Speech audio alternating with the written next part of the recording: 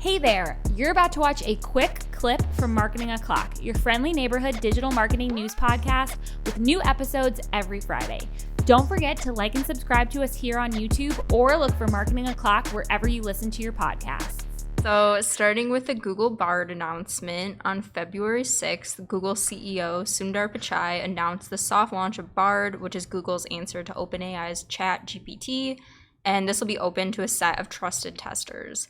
So this was reported in an article written by Barry Schwartz at Search Engine Land, and basically Bard is separate from Google Search. It's acting as like a standalone feature or service. And more specifically, it's an experimental conversational AI service powered by a lightweight model version of LAMDA, which stands for Language Model for Dialogue Applications. And that was taken directly from the article. Google first announced LAMDA 2 years ago at the 2021 Google I/O keynote, if anybody remembers that happening.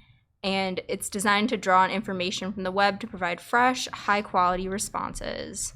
So this is a direct quote from Google CEO Sundar Pichai, but he wrote, "Soon you'll see AI-powered features in search that distill complex information and multiple perspectives into easy-to-digest formats, so you can quickly understand the big picture and learn more from the web." Google gave some different examples, and they were shown in this article. As far as like what it will look like integrated into the search results, this example that they showed that I'm sure like everyone has seen by now, they were asking, is piano or guitar easier to learn, and how much practice does each need?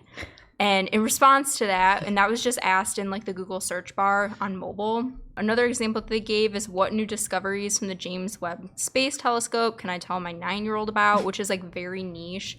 I don't know how many people will be asking questions like that. But apparently this example had an incorrect answer, which we'll cover below. Let's just get to it now. I was going to save it for Take of the Week, but we should just get to it now because I thought it was really funny. Okay, so a couple of really smart people were replying to this. So the first one was Grant Tremblay at Astro Grant. Sounds pretty smart to me. And he said, not to be all, well, actually, jerk.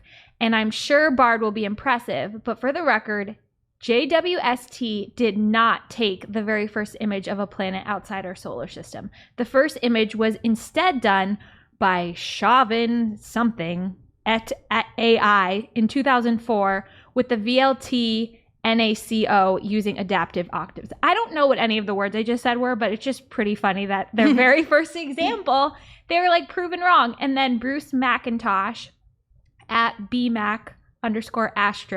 So obviously maybe a rocket scientist, I don't know.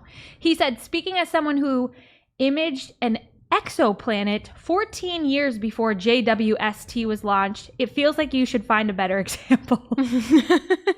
Not a good look for their first example. So that was definitely a little bit awkward. But as of right now, Bard is experimental. So this group of trusted testers who, according to Google, are demographically and geographically diverse and also independent of Google, are working on it now.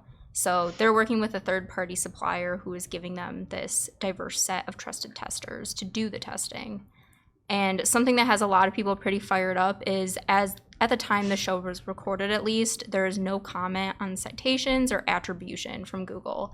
So as of right now, it's just pulling information from the web without any citations, which isn't cool. As someone who's not in SEO, I was asking you earlier if Bard stands for something because I just think it's really a terrible name. And it doesn't seem like it does, right? I find myself calling it Brad all the time. I like that better. Brad. Although Brad didn't seem to go to NASA school, so.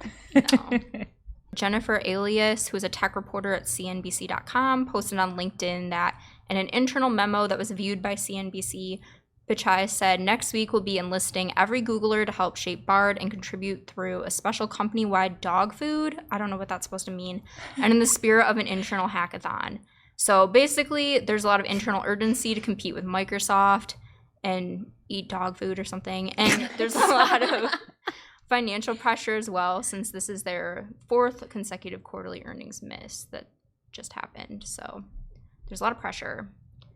And Bloomberg, this isn't totally related to Bard, but related. They published an article on February 3rd that was written by Davey Alba and Dina Bass, and they said that Google invested almost $400 million in the AI startup Anthropic, which is a testing rival to OpenAI's ChatGPT. So it is on in the search engine world. Thanks again for watching Marketing O'Clock. We'd love you forever if you'd like this video, subscribe to our channel, and share it with a friend. And don't forget, you can also catch our Famous Friday news show on your favorite podcast player every week.